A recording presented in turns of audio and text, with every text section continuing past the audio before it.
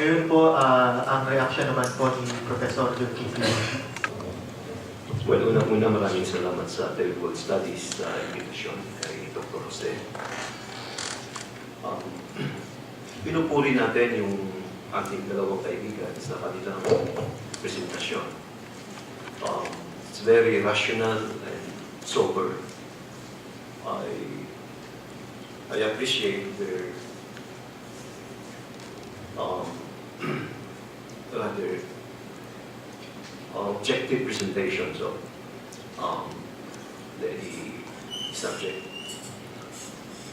In fact, it probably expressed in other mood or in other way. Mukhang ang mga datos binigay nila ay magbibigay sa atin ng isang napaka-gloomy na pagtingin tungkol doon sa kinasasaktan ng bansang Pilipinas.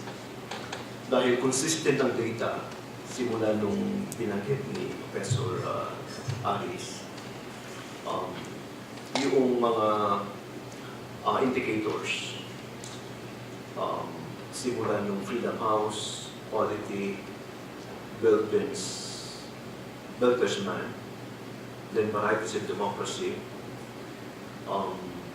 if I may add, even Transparency International, including the Peace for Fun or the Fragile State Index, or the earlier ang tawag doon ay Failed State Index. Nagsasabi na lumalala ang kondisyon ng iba't ibang indicators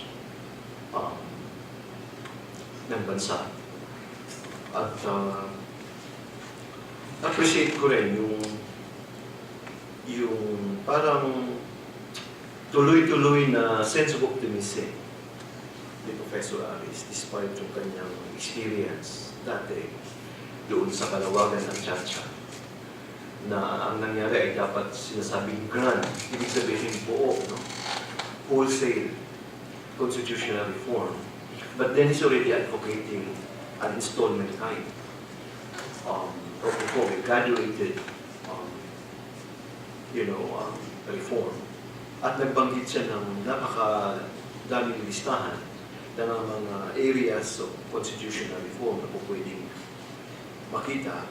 Pero sa dami ng listahan na binanggit, ay hindi ko makita kung paano na i-isolate sa sinasabing grand reform. Dahil lahat nitong siyamang na aking naisulat, ay lahat nito ang lalaki nito.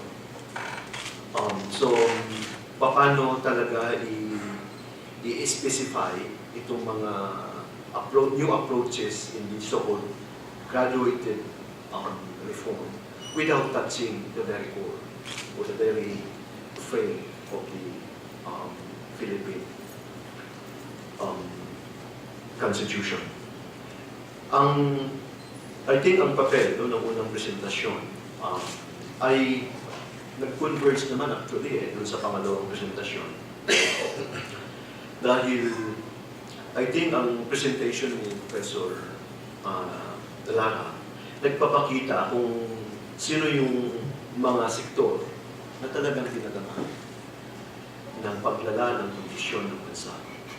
Nangunguna rito yung Bangsamoro at yung mga Lumans, lalo-lalo sa Mindanao dahil may unique na context yung ganyan. In fact, yung sinasabi ni Professor Lara na shadow economy, ang siguro magandang i-expand yun, no? Not only in Mindanao, but to the larger parts of the country. Baka magulat si Professor Lara sa laki ng so-called shadow economy at epekto nito sa kabuuan ng bansa. Siguro, may konting konteksto lang sa Mindanao dahil may element ng rebellion, ng rise of fundamentalism, and so on and so forth, and nandiyan yung clan conflict, and Lido, and so on, and so forth. And again, I also appreciate Professor Lara's attempt to maintain his sense of optimism.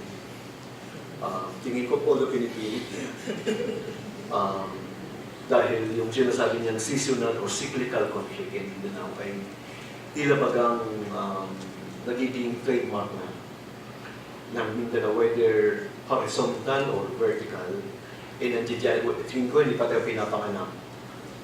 Ganyan na ho ang kalagayan ng kondisyon sa Mindanao. Nagpapakita lang na hindi mo pwedeng i-isolate o insulate ang problema sa Mindanao doon sa pangmalakihang problema ng bansa. In fact, I would think the failure of BBL is not, it is in fact is explained by the institutional weaknesses and even the political dynamics among national politicians, the House of Congress and the executive and so on and so forth.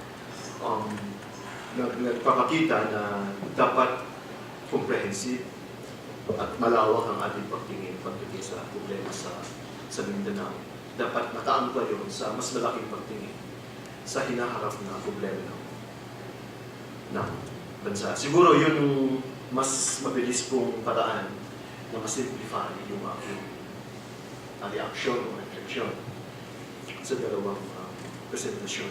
Pero gusto kong iikabit ang dalawang papel, ang dalawang presentasyon dito sa ating nakatanungan ng Third World Studies. Tingin ko magandang pagtuunan talaga ng pansin ito. At gusto kong banggitin dahil nandito si Dean Dalisay. Dahil siguro pwedeng pag-usapan ito sa cluster sa social science and probably even other clusters sa curriculum committee. Kasi nagtatanong ang Third World I think sa kabuluhan, no? O importansya ng edukasyon halimbawa sa Universidad ng Pilipinas. At ang ambag nito, lalong-lalo na sa mga prosesong kinakaharap ng bansa, lalong-lalo na yung pagpapalit ng administrasyon. I fully agree with the observation that the media cannot be allowed to continuously create the agenda, and select a few members of the academy to articulate issues of the day. I think ang gustong tukuyin nitong mga katanungan, 6 na tanong, dito hindi ko nababasahin, ay ang gawing makabuluhan at may koneksyon yung mga akademikong programa sa universidad, sa usaping politika o ekonomiya at marami pang iba ng bansa, para sa ganon hindi siya, may gamit siya in the larger frame of things. Kaya nabanggit ko yung kahalagahan nito dahil I think it's high time for the university to take over in terms of possibly activating its academic program, possibly through the clusters. Nandito si Dean Grace. Sa panahon na lalong-lalo na magpapalit ang administrasyon, dahil nakagrupo naman yung iba't ibang mga academic units dito sa Pilipinas, halimbawa, ay pwedeng magbuklod-buklod itong mga clusters at maglahat sila ng kanilang mga pagtingin o kaya mga visions for, say, the administration. Tingnan kung ano yung mga indicators sa iba't ibang larangan in terms of law, in terms of politics, in terms of economics, in terms of society, culture, history, and so on and so forth. At bigyan ng mga specific indicators itong mga issues na bubunuin ng iba't ibang clusters. At ito yung tatabahuhin ng mga units at tuloy-tuloy itong i-articulate sa loob ng 6 na taon at singilin yung administrasyon, halimbawa kung ang issue ay, say, tungkol sa population, ano bang po pwedeng masabi ng Institute of Population? Anong mga dapat gawin tungkol dyan? Halimbawa sa foreign debt, ano ba dapat ang mga indicators na dapat nilalahad natin? At tuloy-tuloy natin singilin ito sa administrasyon para sa ganun, may sistema o may framework yung articulation ng academic units not hindi lang yung mga ina-articulate ng mga selective faculty members. Kasi ang nangyayari, parang random lang ang pag-select ng media sa mga faculty members at wala namang talagang parang pasihan yung mga position and articulation so-called academics, faculty members. So parang hindi comprehensive yung kanilang pagtingin. Whereas kung talagang binusisiyan ng unit o say ng clusters at doon nakaangkla ang framing ng isang faculty member na interview ng kung anumang mga media, may sistema yung presentasyon o yung analysis ng faculty members o di kaya yung unit. At darating tayo sa punto na magiging makabuluhan yung role ng mga academic units and not less than in fact the university dahil nakabase sa isang malawak na konsultasyon o study yung articulation ng certain faculty at sa mga issues na nire-raise na media. Ibig sabihin, hindi na media ang magsiset ng agenda at ang kanilang mga itatanong sa mga selected faculty members. It will now be the units, if not the whole university itself. And I think may sipa, no? Pakikinggan ng administrasyon o kung anumang sektor dahil universidad ang nagsalita.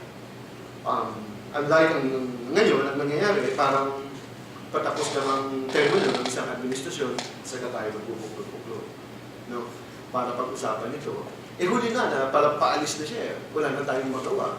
No? At wala rin kasiguruhan yung next administration, isusundin ang ating mga kalamanan. Whereas kung talagang subjected ito to an academic exercise, at maaaring ipapasa ito sa halimbawa sa Executive Council, pakikinggan ho ito ng media kung hindi ang media ng marami pang mga sektor ng ating lipunan. So, yun ang aking ambag o kasagutan o suhestyon dito sa mga tanong ng third world studies. Maraming salamat. Maraming salamat, Dr. Wadi. Bago natin simulan yung talastasan, siguro reaction lang mula sa ating mga tagapagsalita. Una, tungkol dun sa mukhang malawak daw yung pagbabago na kinakailangan. At siguro yung tingin natin tungkol dun sa isang agenda na articulated by the academy to the next administration and coming up with indicators to measure it after the end of the term. In terms of whether the proposals are grant or graduated, tama po, no? Maaaring sa ibang perspektibo, this seems grant proposals because we're talking about changing the way the president is elected, changing the composition of the legislature. Ngunit relatively po, no, kung titingnan natin yung mga proposals for charter change nung nakaraan, medyo mas malawak sila kasi, for example, yung shift to parliamentary system, yun yung framework, no? Talagang babaguhin yung sistema from presidential to parliamentary.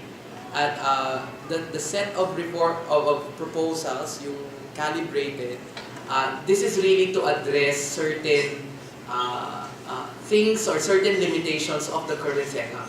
Ang mahirap po kasi nung yung Chacha discourse before na parliamentary shift, mukhang may deus ex machina na parang pag naging parliamentary na, magkakaroon na ng matatag na partido and then may solusyon na, no?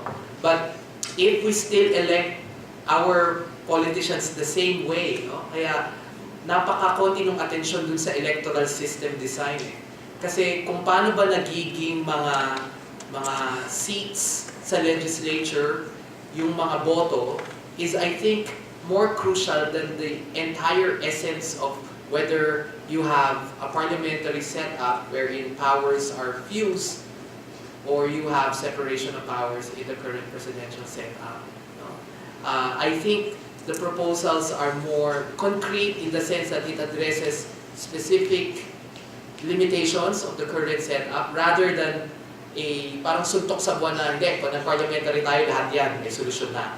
No? Kasi magkakaroon ka na ng matatag na partido. But comparative political science evidence have shown that it is not the system that produces the parties. No? It's not because you have a certain part, but also you need to appeal to the incentives and to the cost-benefit calculations of politicians. No? How can we, if we force, for example, political parties to report their finances and do not allow anyone to run for office without having a political party report of the campaign expenditures in the last elections, baka mapilitan sila magsama-sama before elections. At hindi tayo, wala tayong partido na parang zombie, buhay lang pag eleksyon. Tapos patay ulit, tapos buhay ulit pag electoral cycle na.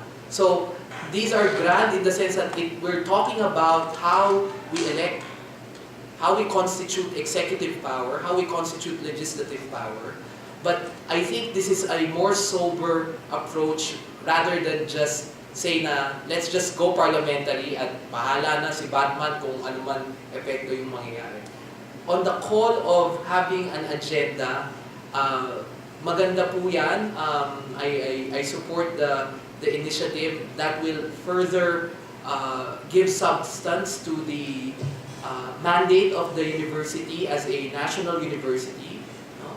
Because nagkaroon nga po tayo ng charter eh. May ibig sabihin po yun eh. May mga pangako po dun sa batas na yun na obligasyon ng universidad bilang national university. And I think the proposal of Professor Wadi is consistent with that. Kaya lang sabi ko nga po, at sinasabi ng karamihan, the devil is in the detail. How do we actually tease out the mechanisms of being able to provide public service as a national university is something that everyone, if not most members of the faculty and the university, hindi lang po faculty but students as well, should be involved. Maraming salamat, Dr. Arugay. Dr. Lara, ano ba yung magiging itsura nitong academic ulit na agenda para sa susunod na administration? At ano po yung tingin na ganun yung gagawin sana? Proposal ni Professor Wadi. Pwede mag-comment muna sinabi ni 2 points lang. Tama yung sinabi ni Dean na the tendency is to look at one thing in Mindanao in a pessimistic way. But actually, there is an other side to that one. The optimism that you did for pointing out that I should really highlight also what lies behind this spate of violence is that any transition produces a flashpoint, a period, a spate of violence. The point probably is to make it clear to people, however, that just because agreements have been signed, that violence will suddenly end tomorrow. Secondly, I agree to the Dean's comments about shadow economy. Shadow economies are a phenomenon that happens across the Philippines. Probably the difference with Muslim Mindanao is if we look at labor force statistics and the FIES, you will find that almost 70% of all employment and incomes in the Bangsamoro are in the shadow sector, the informal economy. The only other region that approximates the status of the Anim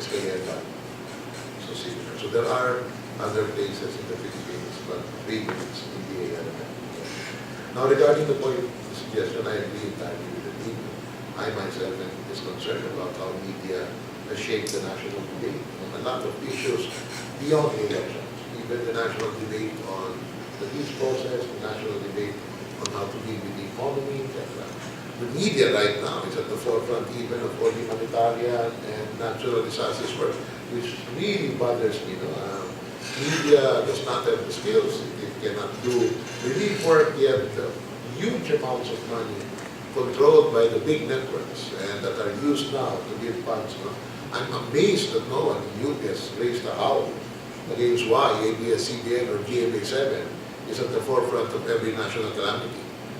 You know, and I suppose our politicians are just so afraid of media that they don't say it. But these people do not have the skills. They've deposited the money in huge bank accounts. They're using it for other purposes. That's very clear, and they're admitting it. You know, explaining it as savings that were unspent after Ondo or whatever. But why should? So that's the role of media. Now, having said that, media plays an important role in opening up issues, and we have to be grateful for media. I cannot forget their role during the period also of the Marcos years, even the period when we were in the dark. They played an important role. I suppose the best way to do that in the university and us is, you know, the INGO community, the NGO community probably have more resources than the University of the Philippines. And the tendency is for each camp to call sessions, call symposia, forums, try to reach out to media. The point is to be able to develop partnerships with people with those resources. We have here someone from the Asia Foundation, I know her. There's International Learn. You know, there's other foundations existing here who want to bring the agenda also to the public. And of course, the best fulcrum to be able to do that is to partner with an academic institution. You see, academic institutions open doors. Even us, we appear like we're credible, we're legitimate, and we're objective when we pass our things, you know, the things that we do through UP, forget the two other universities, UP, okay? It lends credibility. So that can be tried. And I hope there are more occasions where that can happen.